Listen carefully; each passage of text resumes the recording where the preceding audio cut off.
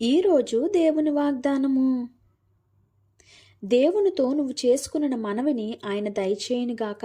1 సమూయేలు 1:17 దేవుడు మనందరి జీవితంలో కూడా వాగ్దానాలు ఇస్తాడండి. ఆ వాగ్దానాలు ఎప్పుడైతే మనం గట్టిగా పట్టుకుంటామో అప్పుడు దేవుని కార్యాలని మన జీవితంలో మనం చూసుకుంటాము.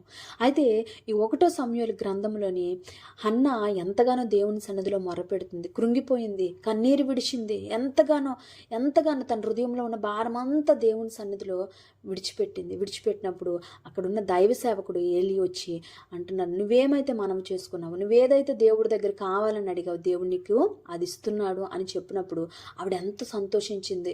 ఆ వాగ్దానం ఎప్పుడైతే తను పట్టుకుందో, ఆ వాగ్దానం పట్టుకోవడం ద్వారా అప్పటి వరకు తన హృదయం బాధతో ఉంది, కృంగిపోయింది, వేదనతో ఉంది, నా జీవితంలో నేను కార్యం చూడలేకపోతున్నానని ఎంతో వేదనలో ఉంది. కానీ దేవుని వాగ్దానం ఎప్పుడైతే తన దగ్గరికి వచ్చిందో ఆ వాగ్దానం పట్టుకుని తన సంతోషంతో ఆనందంతో ఇంటికి వెళ్ళిందంట. అందుకే దేవుని వాగ్దానం వచ్చిన తర్వాత ముందున్న బాధ మనకు ఉండకూడదండి, ఆ కష్టం మనకు ఉండదు. దేవుడు నా జీవితంలో కార్యం చేయబోతున్నాడని ఎప్పుడైతే నమ్ముతామో మనం సంతోషంగా ఆనందంగా ఉంటుంది.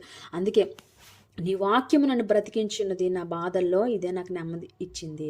హన్నా విషయంలోని ఆ వాక్యమే బ్రతికించింది, ఆ వాగ్దానం బ్రతికించింది, నెమ్మదినిచ్చింది.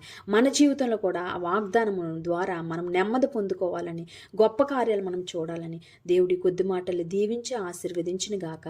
ఆమేన్, ఆమేన్, ఆమేన్.